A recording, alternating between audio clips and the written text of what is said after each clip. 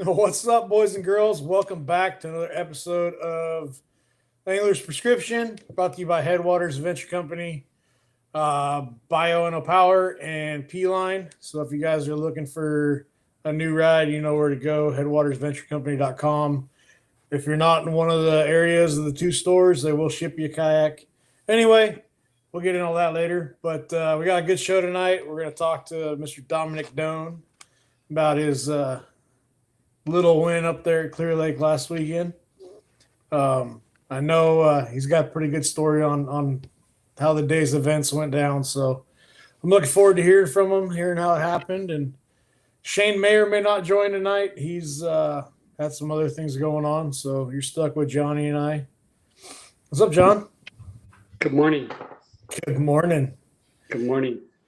Don, welcome to the show, man. Thanks for joining. Yeah, thanks for the invite. I appreciate you guys for bringing me on. Yeah, Thanks for coming. I was watching it because I had to watch my son on Sunday, and I'm watching the scoreboard. I'm like, oh, Matt's gonna get it. Matt's gonna get it, and then I'm like, Dom got like a little ahead, and then it was like another fish and another fish and another fish, and I'm like, holy crap, dude! Like, he's just pouring it on. Like, you got a bite window for sure. Yeah, for sure. I got a text message from Matthew Brennan himself. And, I never look at the leaderboard. The past few tournaments, I don't look at it just to, not psych myself out. I try to stay zoned in. And I think I had like 100, I don't know, high hundreds. And Matthew Brennan texted me. I didn't get the notification. I usually put it on Do Not Disturb. But then I saw Matt's message like hidden on the bottom when I swiped up, and I hit it, and he was like, keep it up, man. Congratulations. I ran out of fish. And I was just like, no, man, this guy's a sandbagger. He's just trying to do that so I could slow down or something. So I kept on fishing, just kept on as hard as I can, because we have a ton of sticks, ton of hammers that go through flurries and that sandbag all the time. So I have to always keep my head down and keep on grinding. That's for sure. Like, yeah. So let's start off with the morning of the event. So morning, right before launch, Marv had to postpone because the wind was howling, which I saw Damien's video that he posted on Facebook the other day of him going, I don't know if he's going back to the ramp into the wind, but that was crazy. And then he was going towards Henderson from State Park. And I was watching him. I stuck my nose out there and I was watching him, and 3 to 5 footers were crashing into me. And I was watching them and I was thinking, well, I could call 911 because I sure in hell ain't gonna be no good going out there. No, it was bad. It was real bad. Matt was telling me, he said he rounded a corner and was like, I got 30 yards to go. He's like, I thought that was the last 30 yards I was ever going to make it. Yeah. Yeah. It was gnarly for sure. You launched. The worst part was they were tight together. They weren't far apart. So you really couldn't, surf them or turn around on them. Yeah. You had to basically go straight into them. And then you had to shift your weight on the kayak in order to like not eat the wave too much. Like if you didn't shift your weight towards the waves, your kayak would have flipped for sure. Oh yeah. What boat are you running, Don? I'm running the Take 2. It's a 13-foot 9-inch kayak. Okay. It's supposed to be a tandem, but I switched it over to just a single kayak seat. Nice. Yeah. Plenty big, nice and stable. Nice and stable. Yeah, I think so. It's pretty good. Yeah. Nice. Speaking of launch, I literally got a notification from Marv like a couple minutes before the official launch time. And I yell out, "Hey guys, hold on, there's a delay. And Chris Harris was like, "You're full of crap, Dom. There's no delay. Don't listen to him." Blah, blah, blah. Turns out Chris Harris was connected Wi-Fi to his Lowrance, so he didn't get the message.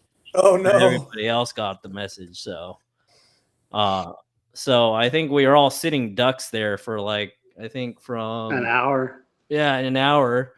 but I think it was the best move by Marv. I think it was safe to have enough safe light to check out the waves and surf the waves and etc. At nighttime. I think it would have been the most dangerous thing to allow kayakers to launch at night. That's for sure. Oh, heck yeah. In the dark, yeah, for sure. Yeah. I know who was it? Cody had his video out, and I was like, man, it's pitch black, and they're going out in that. I was like, not in that wind, dude. I didn't even want to do it. I didn't even want to do it the Friday before in a 21-foot bass boat in the daylight like that. It was the same thing, man. It was coming from the other direction though, but Clearlake on a south wind, man, it just that whole lake just gets bad quick.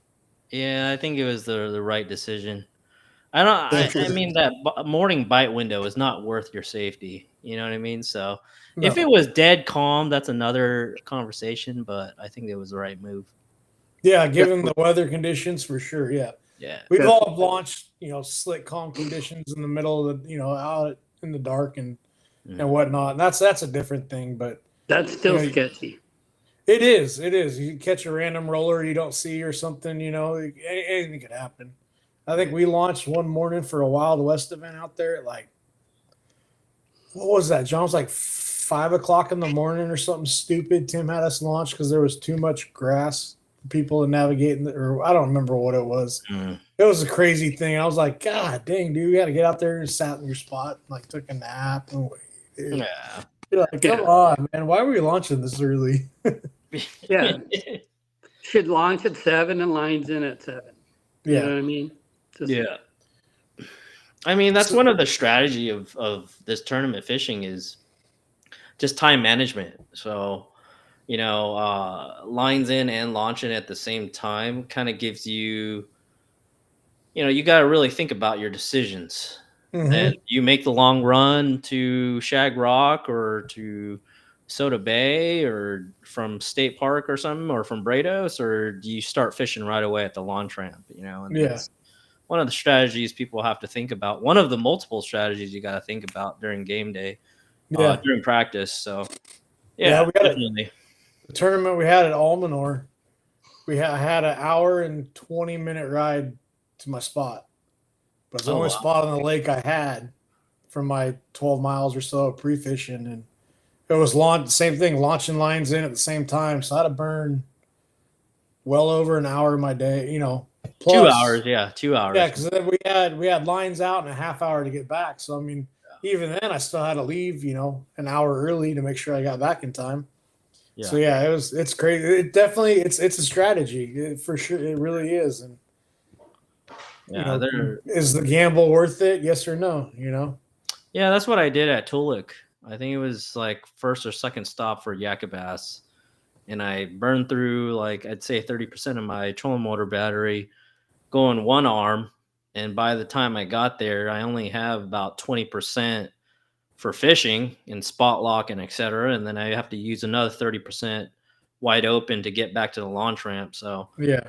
I'm using 60% of my battery life just to make that long run. Is it worth it? Is it the deal? And that's a lot of the things, that we have to think about during practice. And sometimes it's a learning lesson. A lot of my, I would say, a lot of my tournaments that I didn't do well, I learned a lot from it. I had a lot to take away from it. So,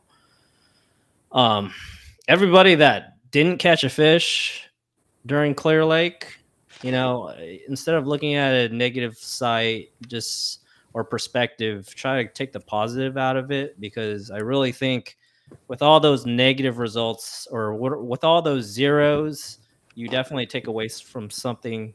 You take away the good out of, let me rephrase this. You gain new knowledge and lessons from all those, quote unquote losses and etc. Yeah. So, and Clear Lake's a finicky fishery this time of year. You can't just go anywhere and catch fish. It's not the middle of summertime. They're doing different things in different parts of the lake. One part of the lake they're chasing bait, out, over deeper water. Other parts of the lake they're pulled up super shallow. It's yeah. And let's go that. What'd you give yourself pre-fishing wise? A day, 2 days? Because you got quite of a drive up there, yeah. 2 days. So I arrived Thursday, and then Chris and Albert had to get their boats inspected.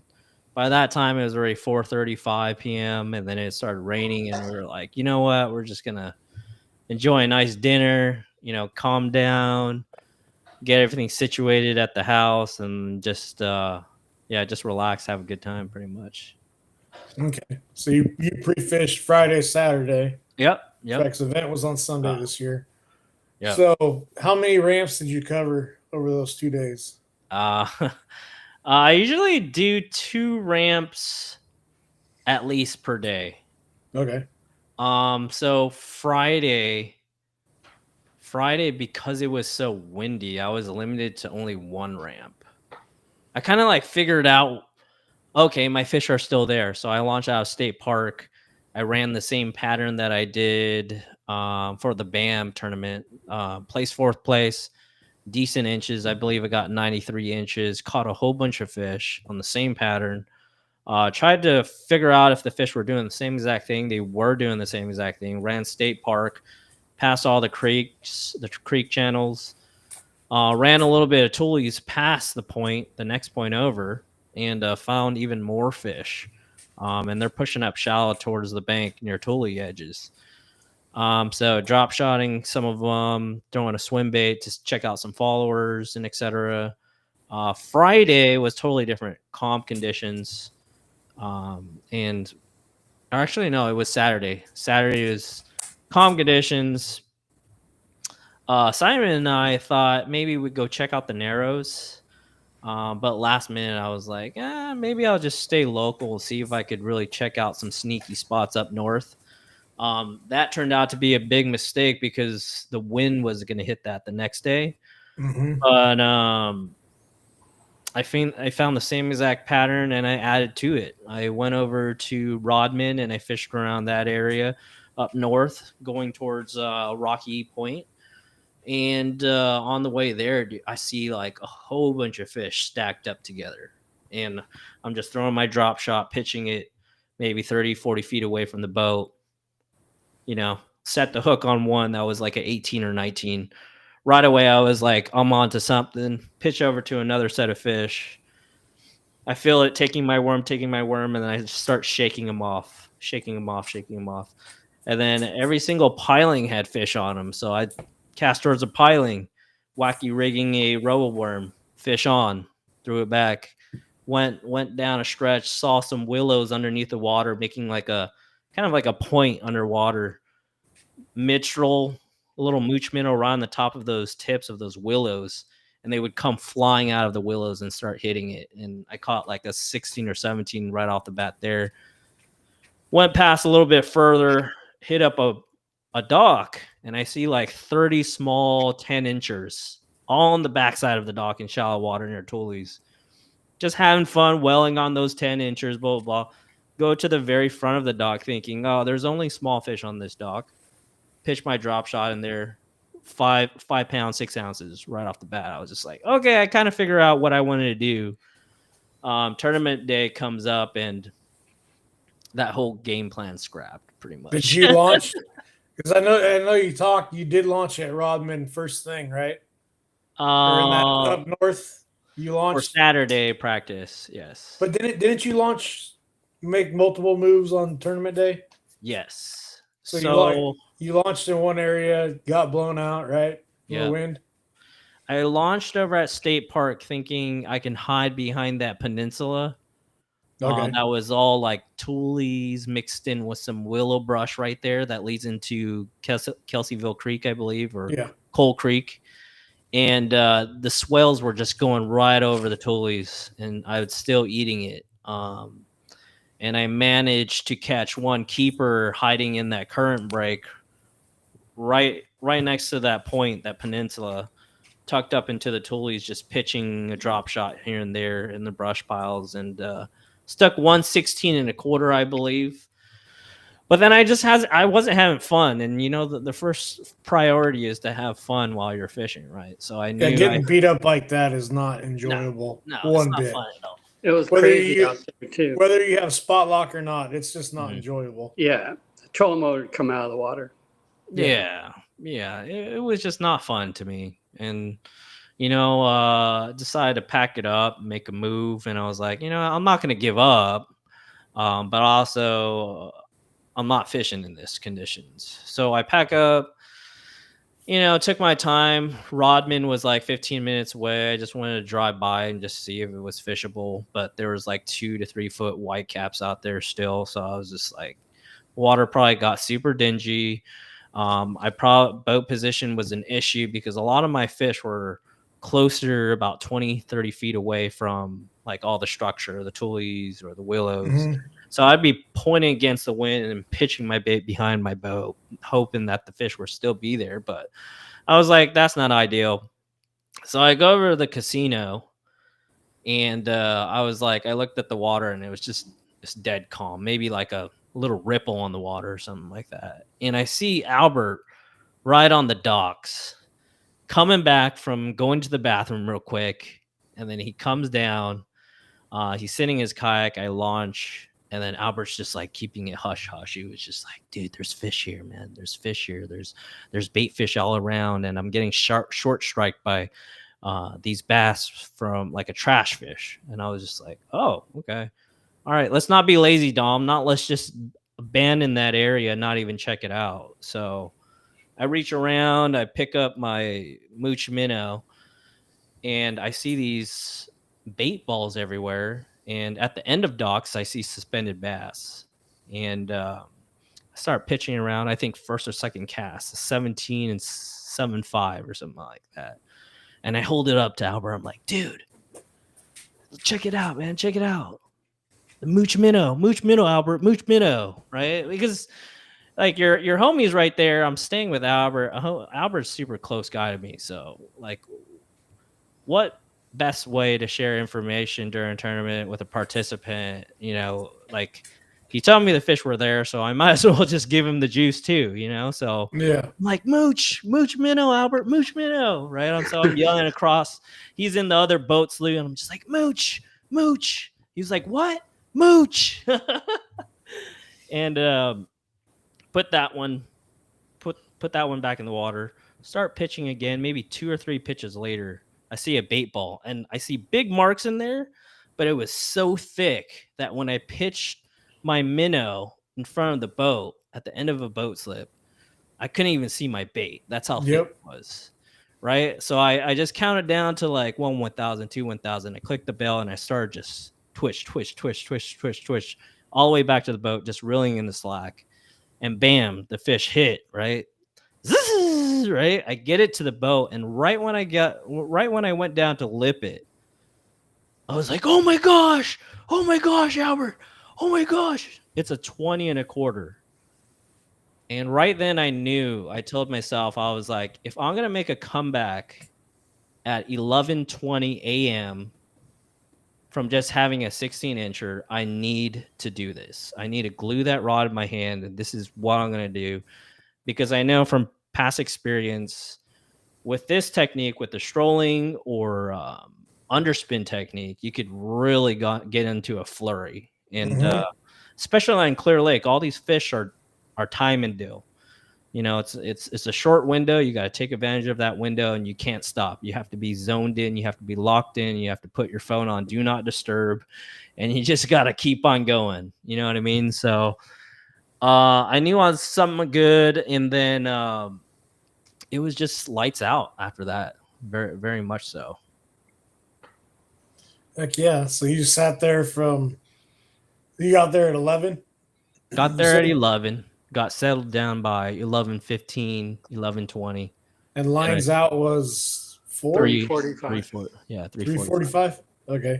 So you had basically 4 hours, and you just turned it on and just right. So I had 41 inches or whatever it was. 241. So it was 11:21. So it'd be 12, 1, 2, 3. So that'd be 4 hours, like you said.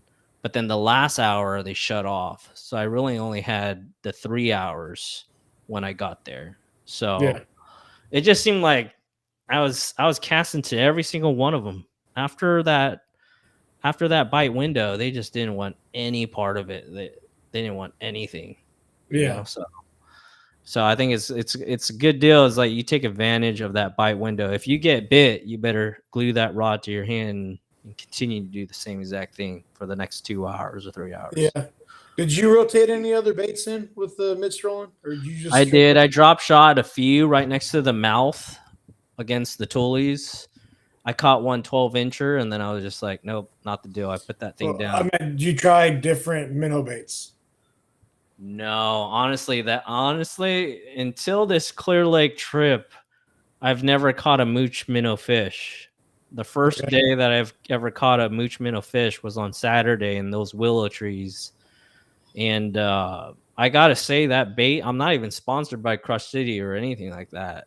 I actually like the 2.8 Kitech.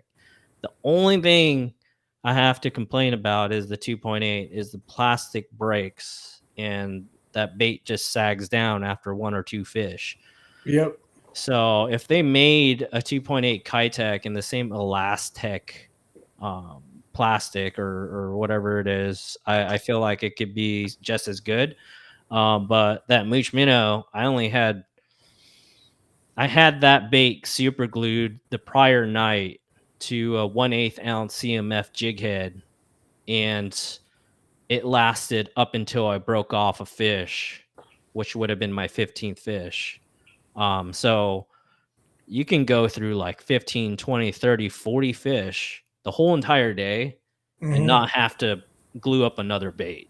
I was throwing the Sakamata shad up there. You'd catch, which is the craziest thing. All winter long, I'd catch 3, maybe 4 fish if I got lucky on it. Yeah.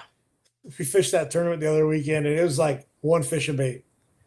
It was like, you got to be kidding me. Matt's just razzing me. He's like, there you go, changing your bait out again. I mean, like Kitech, you can go soft. Yeah. Kitech, I love how super soft it is. It's kind of like an exchange. It's either you go super durable or you go soft, but I probably would be going through 3 or 4 packs of Kitechs by then.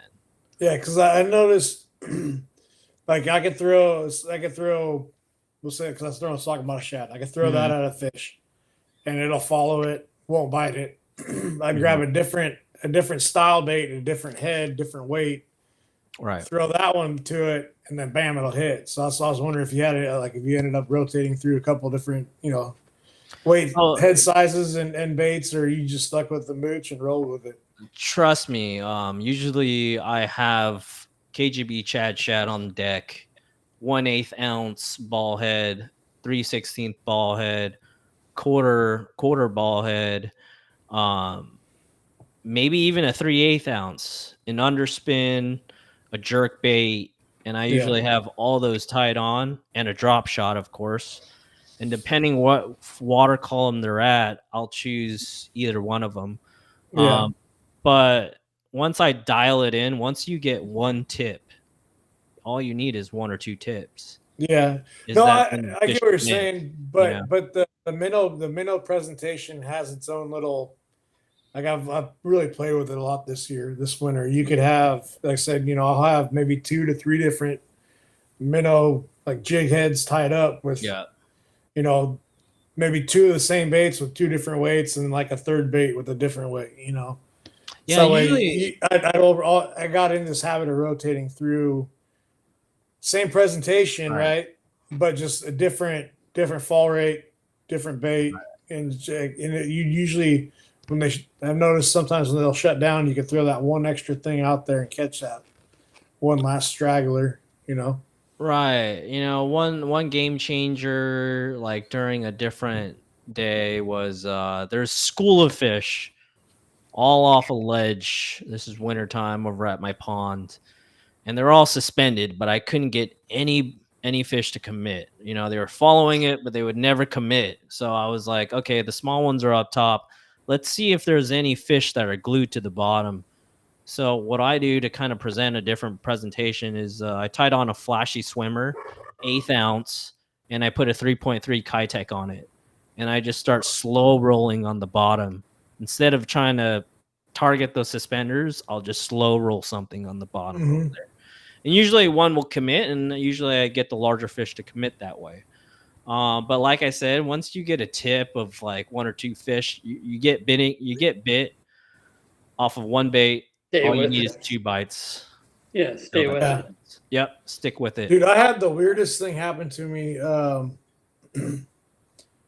Friday evening, I snuck out for a couple hours to the lake by my house and found a brush pile. And I'm strolling a Sakamata shad over it. No. And the fish were kind of following it, and they kind of just veered off. And I was like, whatever. You know, I just let it sink to the bottom, and I was marking the brush pile on my graph. Yep. They put it in there, changing the icon around, blah, blah, blah, whatever. Pick up the rod, dude. It was like a 3-pound small. He picked it up off the ground. Yep. That's a new way to catch him with it. I tell you what, there's one tip I have for all these anglers listening to this podcast episode is you throw a big enough swim bait through all those brush piles. And I learned this off of Damien. You throw a big swim bait around, they'll follow it, and you can know exactly where their pinpoint position is. Yeah. And after they follow it, you basically could be on winning fish. And so I did that for the BAM tournament. I threw a 6.8-inch Kitech along brush, and I see big followers come through the brush pile to follow it. But they're not committing to it. And I was just like, okay, let me pull out the drop shot. And that's when I pulled the drop shot down, and I pitched to it. And I see that big fish that followed my swim bait just nose down on live scope just like this. And I was just like, okay, I clicked over the bell, and I'm just like, let me just sit and wait. Not even dangle the worm at all. Don't impart any action at all. Click over the bell, wait maybe 10 seconds, reeled up for the next cast. He's already on. Set the hook is like 18 inches. And I was successful to do that like during the BAM tournament, like for the whole entire day. They would not commit to a moving bait. So that's when I decided to just break out the drop shot. I knew where they are. I knew they wouldn't move for a bait, but I know they would nose down on it. Yeah. Yeah. That's cool. Hey man, watching the fish busting through the bait balls. I don't care, dude. I can just sit there and watch it. It's crazy just how they terrorize that bait, dude. It's cool. It's cool watching that on live scope. Yeah, and you told me that you have different lineups of baits on your deck, and then you always kind of like alternate them and stuff. One of the tricks that I do is if you get the school kind of what is the word? If you beat them up with this bait and they're no longer hitting that bait, for instance, the 2.8 Kitech, for instance, okay, and you're catching right and left, and they shut down all of a sudden. They'll follow it. They'll come in hot to the bait, but they won't commit to it. What I usually do is I super glue a freeloader to a Kitech tungsten head, 1/8 ounce, super glue it, cast out there to the whole entire school. And I'm talking about 20 or 30 fish busting on bait. It's another home lake that I go to.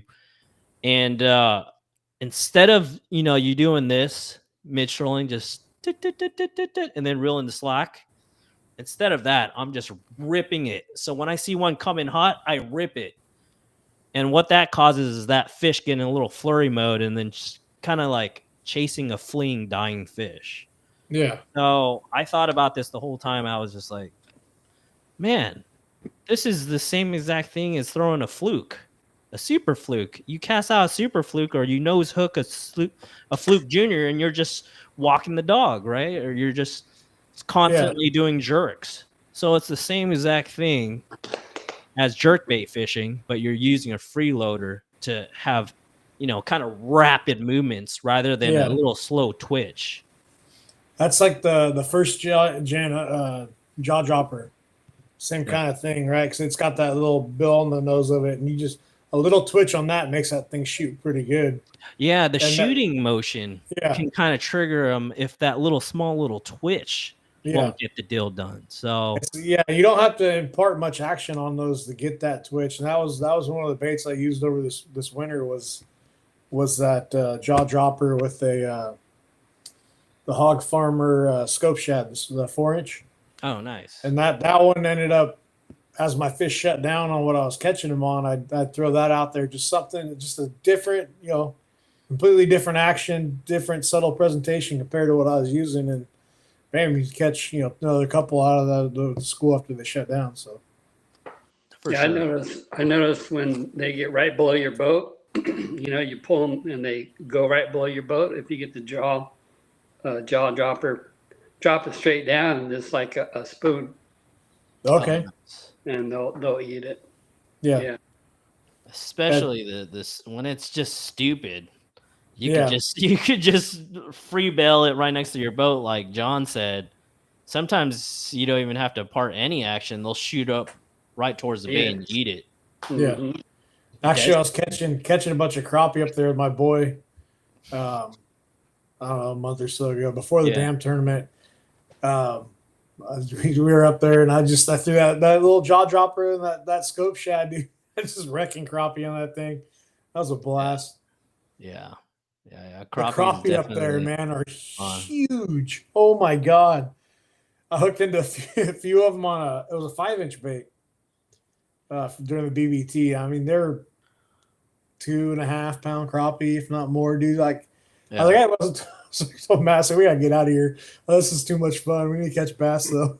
What's crazy though is that I'm looking at research for the wild card that's happening over at Clearlake in Mhm. June, and I forgot his name. Something Bray. He used to fish out of SoCal, and he was in a new canoe. He's throwing a frog. I believe he finished third place at the last long. Oh, is it Matthew Bray. Matt Bray? Yeah, yeah. Matthew Matthew Bray. Bray. And he's throwing a frog. He finished third place. And he twitched, bang, right during tournament day. He holds up this crappie he got off of a frog. And I was Oh, just like, geez. man, that's insane. Like, Clear Lake crappie are probably the most aggressive crappie Yeah, in they're the world. crazy. They're fun to catch, though, man. Yeah. Next to their catfish. Oh my god, that catfish Damien caught, was that the Bam, that 22-pound catfish or Yeah. whatever it was? Jesus. That was gnarly. Do you It's guys like have big- any? You guys have any idea how Damien caught his fish over at Clear Lake this past weekend? Ripping. Rip bait. Mhm. And was he on a flurry as well, like in one spot? There was a school up against a rock bank, Oh, okay. and he caught them one after the other. All of them. Mhm. Wow, he must have funneled through a lot of non-keepers in the same stash then. Yeah, he said about 100 of them. Oh wow, No kidding. Yeah. dang. Yeah, that day I probably caught 30 to 40 non-scorables. Oh That's my crazy. gosh. What'd you end up with, John? One fish. One fish? Yeah. Yeah, it's crazy when you're around the right school. It's like it's insane, dude. Because like I said, that's that spot that Matt and I fished.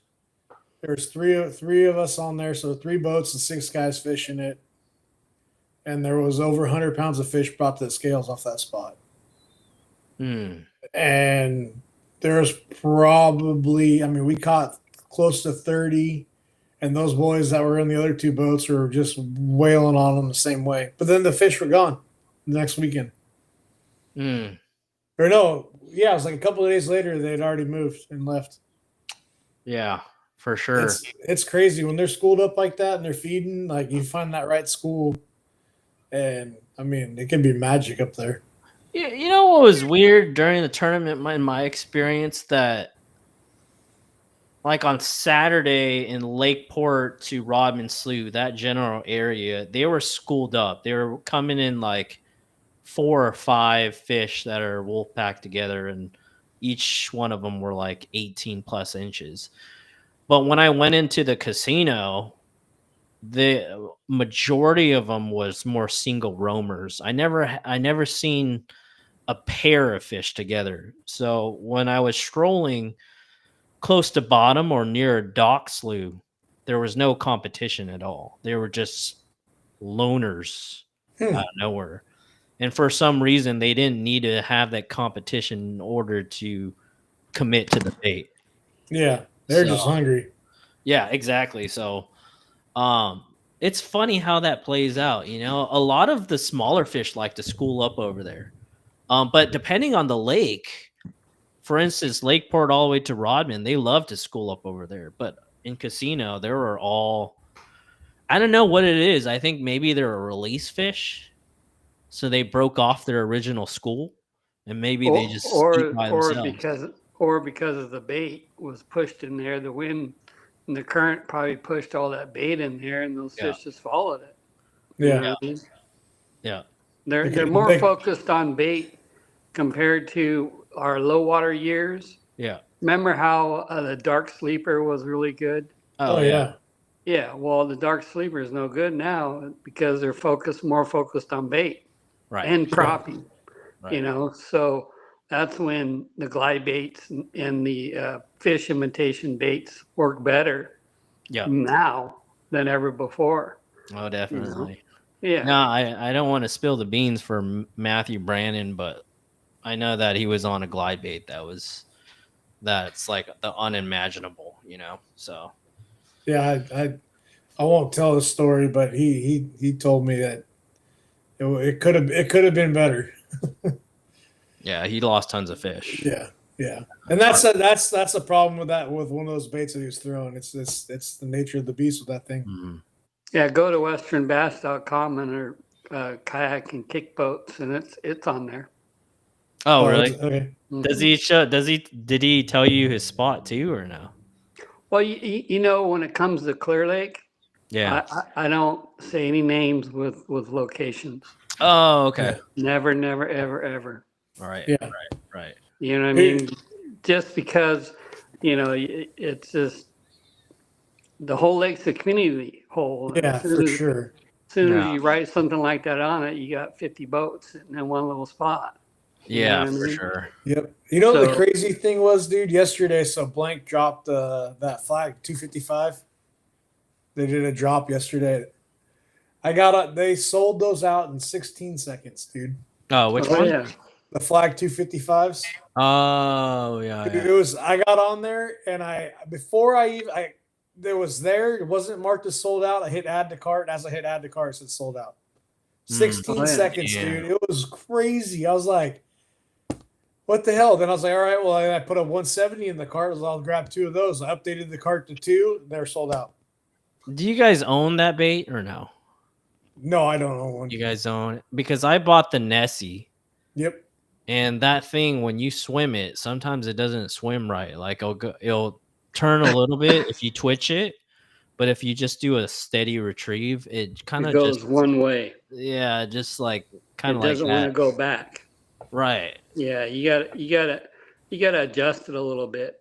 Even some of the really good glide baits, you'll notice they kind of get stuck and go to the right only. They don't go left. Right. So there's ways of adjusting them to make them swim right. Besides burning them in, then they'll swim right. Maybe I'll just boil it a little bit and then put in some nail weights in there to get it a little bit more sink heavier.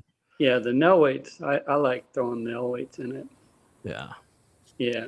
Even the mag draft, I get the titanium nail weights and shove a bunch in where the weight's at on the bait. Yeah.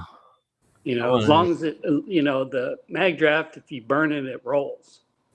Yeah. Well, if you put the weight towards the bottom and in the front, it has a tendency to nose down and then run a little better when you kind of like this, like go like that. Yeah. Yeah. I know. I talked to that guy at that lake that caught, the secret pond that caught a 15 or like well over 3 double digits. I talked to him on the water, and I did notice in his video he does nail weight a lot of his mag drafts, like the 8-inch one, to get that thing down deeper, quicker and sustain that water column too, because that bait wants to rise and be in like 3 feet of water or 4 feet of water. I have this one bait. It's LA slider. They're old. And I call it the dredge. You throw it out in 30 feet of water, and it takes like 3 seconds to hit the bottom. Oh, wow. And once it hits the bottom, you just real slow, and you can just feel it just dredging the bottom. That's crazy. To get it off the bottom, you got to like real fast and point your rod up a little bit and keep kind of rolling fast. Right. And, depending on where the fish are at. But when you dredge it, like on a boat ramp or, around rock or on flats in deeper water, it's real effective, Oh, Yeah. for sure. And then the mag draft, basically 8-inch, almost the same thing with the paddle tail, but it's just not heavy enough. Yeah. Yeah. I think people should check out Damien's video. He just launched one today, catching a whole bunch of 8-inch mag draft fish at his home pond. So I don't know if anybody wants to go watch some swim bait stuff, but go check out Damien Tao's video. That 11-inch king. Like when he bought that thing, we were at the Classic Expo. I was like, man, so what do you do with that? He goes, that's too pretty. He's like, I'll throw it eventually. He's like, I gotta get a rod for it first. Yeah. You gotta get a big old rod. Yeah, that thing is big, dude. That big. He actually left it in my truck. I dropped him off at the house. He left that one and he bought an 11-inch trick shad. That was at the Classic Expo that year. Oh my gosh! I got halfway. I about got on the freeway. I had called him like, "Hey, dude, you leaving me presents or you want these back?" It's great. It's crazy. Like he's fishing. You guys are fishing, or John and Damien's fishing for a different type of fish. Yeah. You guys are going shamu hunting. So the crazy thing is I keep telling my buddy he's never caught a fish over 10 pounds. Mm-hmm. I said, well, this is where you need to go and this is what you need to do. Mm-hmm. And anyways, he'll throw it for 10 minutes and put it down and put a worm on. Yeah. I'm like, bro, if you want to catch one over 10, you need to throw this bait and just throw it. Yeah. And, at the end of the day, he's like, my sciatica's jacked up. I told him, I said, you know how like when you swing a bat or you hit a golf ball, you got to use your whole body, not just, not just your arm. Yeah. And just lob it out there. And anyways, That's funny. Jamie and I, we had a lot of fun this few months ago throwing those big baits. And we'd pull up and you could see them. There would be 20, 30 of them all suspended. Really? And those suckers would not bite. I don't care what you put in front of them, they would not bite. We'd leave and we'd come back. Mm-hmm. And then sometimes they would bite. Sometimes they wouldn't. But you could see them as plain as day. Yeah. And of course, everybody else knew there. Would they follow at least? No, not really. They just kind of like just ignore it. Oh. But kind of found out that certain presentations work better, and most of the time it was when like the hog hunter or the mag draft, you swam it up well off the bottom. Yeah, well off the bottom, and that's when they did it. Yeah, it's almost like you're mid-strolling a big old giant swing. Exactly. But are you guys twitching the big old swim baits or no? Or are you guys just steady retrieve mid-strolling? Yeah, it kind of depends. Kind of steady retrieve, kill it, and burn it a little bit. It's just if you see the fish, kind of like follow it. Yeah. That's when you just start burning it in. Right. Because then it's like predator and prey. They're gonna eat it. Right. Cat and mouse game. Yeah, and if you just go slow, they just come right up to it and then back off of it. Oh, so, for sure. Although sometimes they would hit it no matter what. You just throw it out and start reeling in. You wouldn't even let it hit the bottom. Throw it out and let it start reeling in, and they would taco the bait. I had more fish taco the bait than I had rakes all down the bait. And anyways, were you able to catch a 10 this year, John? Not yet. I caught a 14 3/4. That was last year? Yeah, during the summertime. Was it a jig fish or was it what type? No, it was a Nico. Oh, Nico. 5-inch Cinco. Now, were you suspending it? Were you mid-strolling a Nico rig or were you fishing it on bottom? So there was this rock pile. I threw it out there on top of the rock pile, let it sit for a second. Mm-hmm. And at the time, I was real weak and kind of sick, you know. Mm-hmm. And then I started shaking a little bit, and I killed it. Kind of looked around at the birds, you know. And I pick it up, and that sucker felt a little heavy, and I set the hook, and I was like, man, I'm stuck on a rock. Yeah. But then that rock's head started shaking, and I was like, I got a good one. 8-pound test. Oh my god. Yeah. It took all I could just to stand up Oh my that gosh. day. I was That's so weak during that time. Is that your PB? Oh, yeah. Congratulations. It's Yeah, thanks. It that's was a fish of a 12, lifetime. yeah, 12 and a half was my biggest one. I caught that on a hut at McClure. And then I beat it, recently with the 14 3/4. Oh my On a gosh. Nico. Yeah. On an eco rig. I still need to break that. I need to break James, that. you catch any 8 double digits this year or no? No, You'll, my biggest. I haven't even caught one over 8 yet. you'll I'm catch going- one. You'll catch one over 8 over at Clearlake. Next Yeah, couple we got 5 more tournaments, 6 more tournaments up there this year. Hopefully, we'll break it. Oh yeah. I'm gonna catch a big one tomorrow Where you going? to the secret spot. Oh really?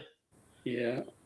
Damn. Are they I'm hoping- bedding already, or are they shallow? They all push up shallow, or some still feeding offshore? All above. There's, believe it or not, there's so many fish in that lake. It's unreal, and they school up pretty good. And I haven't been there in a while. I don't know if they're hanging around wood right now, but normally, the spawn they'll get around wood, and so we'll probably start off deep, go shallow, and then work deep again. Yeah. But 40 feet, believe it or not, right? We're gonna fish in 40 feet of water, Oh wow. offshore structure. Yeah. Crazy. Hoping I can find one of those 13 pounders at Pedro this weekend. Yeah. They're there. They're there. Stumble upon one of them, like Sean did on day 1 of the BAM tour, Super 60. They caught a 12 over at, was it Pedro? They Yeah, it was caught like a 12. It was just shy of 13. It was like a 12-9 something. Yeah, they caught a 10 the time before that. Did you guys follow the Heavyweight Bass Classic HBC when it was a thing back in, I don't know, 2010, 11, 12 or something like that? Mm-mm. It's when I think Butch Brown and Ken Huddleston started throwing those big baits only tournaments. They had one at Pedro and they had one at Clear Lake. I think the winning fish over at Pedro was like 12 pounds or something, and it happened in the first 15 minutes or something like that, off a HUD or something like that, or off stream. Yeah, this is nuts. Yeah, it's nuts. Yeah, I caught a Don Pedro. I caught in 50 feet of water on a 4-inch worm drop shotting. I caught one that was 10 3/4 At Pedro. at Pedro. Drop shotting, huh? Yeah, a 4-inch worm. Oh my gosh. Yeah, that's crazy. And then we made a move to a different spot, and the same bait. It was a little green worm. Pulled up on top of an island because we had caught it on this island. I threw out, and I caught an 8.5. Oh wow! And 20 pounds for 2 fish. My buddy's all like, "Dude, really?" So we had a tournament like a month later, and I caught one that was 1091 on a jig in about 3 feet of water. Damn. Yeah, during the tournament. Was it a bed fish or no? No, the fish weren't bedding yet, but they were eating the jig really good. Oh, okay. Dude, it was a mosquito smashed on the top of its mouth. When it Oh, jumped, really? you could see the mosquito smashed. It looked like a mosquito. Really? That's funny. Yeah. My team partner netted it, and I was like, "Holy crap, this is big!" Wow. And I forget what we had. We made a move, and we fished this rock pile out in front of on this island, and he caught 2 spots back to back that went 3.5 pounds each. Oh wow. Yeah, and I think our smallest was like the 3.5. Caught a 4 something on a flick shake on the bank the Yeah. same day. Yeah. You guys won that one for sure. Oh yeah. Oh yeah. Smoked everybody. Now, are you guys fishing? What's your guys' next stop? Are you guys fishing? Let me see. Are you guys fishing the wild card at all? No. Oh, you mean No? the one at Clearlake for Yeah. with bass? Yeah. Yeah, we'll fish that for sure. Okay. Yeah, we're gonna do Berryessa, Pine Flat, and then we got a team tournament back at Clearlake in May. Oh, this is gonna be a lot of fun. Yeah. Unfortunately, I will not be fishing that one because we have a BBT the weekend before, 2 weeks before, week before. Are you fishing more boat stuff now, James? Right. This year I'm doing boat stuff. I don't have the time with the little ones to do both right now. Oh, okay. So I'm pretty much doing BBTs this year. That's it really. Okay. Taking the family out, go fishing when we can to wherever we can. Sweet. Awesome. So I was will thinking see. about AAA, one bass AAA, but Dude, I would love to. So. That getting on the wait list right now would probably be impossible. But next year, I think Yeah, for you gotta Shasta and Clear Lake, I'm gonna try to schedule. It just sucks because they're on a Wednesday, Thursday, Friday, and it's hard. Kind of hard for me to take time off during the week. So, but I think I'm gonna plan next year to go on as a co Shasta and Clear Lake for that thing. I think it'd be a blast. Cool. I did it one year. It was a lot of fun. This year's setting up good for Clear Lake next week, man. Like, oh yeah, I'm sure. Full moon's on Saturday. Right there, tournaments will be right beforehand. There's gonna be some monster bags caught next week. Yeah, the weather's warming up. Yeah, Yeah, for sure. Like 40-pound bag for sure is gonna come in. Like no doubt about it. When that weather over there at Clear Lake is warm, usually during the springtime, usually those fish have no problem chomping down. I wouldn't be shocked if the winning 3-day weight was well over 90 pounds. Is it 3-day weight, 30 pounds each day? Yep. I think it's gonna take 95 plus. Yeah, I think it's definitely doable. I mean, the amount of fish and big fish are getting caught. But who knows? With that much pressure, I mean, they have what, over 100 boats, 200 boats, and they're all pre-fishing starting probably Saturday. Like, it's gonna be 200 boats. Yeah, they'll have around 200. I think it's whoever gets there first kind of deal. They'll be bumper boats, big time. Yeah. Yeah, that's the thing too at Clear Lake. There's very specific locations that hold the bigger schools of fish, and pick a number. Yep. Exactly. Well, cool, Dom. Hey, man, I appreciate you jumping on tonight. Congratulations. Thank you. Appreciate everything up. So, dude, congrats. That was cool watching it. I was like, man, he's putting it on now. He's doing a clinic. The video drop will be soon. So whenever you guys get a chance, go check it out. So everything's documented on the back cams. Hey, when you do that video drop, send me a link and then I'll put it on that article. Okay, that would be really cool. I appreciate that, John. In your YouTube channel too. I try to do that every time if I could, get the information so that way people can link to it. I'll forward it to you guys for sure. I'll let you guys watch it before it actually comes out. Yeah, depending on what's on it, sometimes they delete it. Oh, okay. So, yeah, that makes sense. Yeah. I don't know. There could be a beer can here and there in the video. I don't think it's not that as much as sponsorships that they use. Oh, okay. If it conflicts, then they. Okay. Well, I'm not really sponsored by anybody. Yeah, I'll send you the link. Yeah. And you guys can watch it too. Right now it's unlisted, but feel free to go through it and then you guys get first dibs. I got a big old TV now. It has YouTube on it, so Oh, Oh, geez. super cool. I watch all these videos on my TV. My wife's like, fishing again? Yeah. She hasn't learned by now, I- John. Yeah, I could cancel my direct TV and then just watch YouTube videos. She probably Hey. just wants to watch a K-drama or something. Right. Hey, real quick before we go, though, guys, next Yeah. week we'll be back on Tuesday.